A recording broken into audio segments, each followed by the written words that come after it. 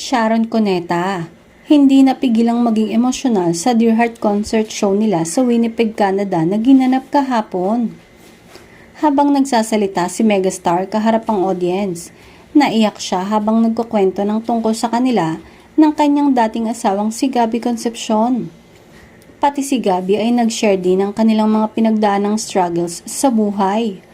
Na after all, hindi nila aakalain na magkakasama pa din sila sa ganong klaseng show. Lubos ang pagpapasalamat ng dalawa sa kanilang mga supporters and fans na sa tagal ng panahon, simula nung naging mag-partner pa lang sila hanggang sa naging mag-asawa sila at hanggang ngayon na may kanya-kanya na silang pamilya, ay nandyan pa din ang kanilang Shagab fans and family para sa suportang walang sawa.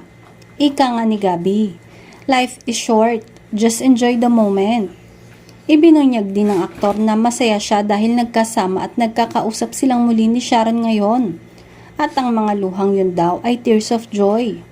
Dagdag pa ng aktor, mas naging close sila ni Sharon nang magsimula ang Dear Heart concert, na kung dati ay hindi na sila nagkakausap, ngunit nang dahil sa show ay sila pa din pala ang magkasamang haharap sa kanilang mga tagahanga.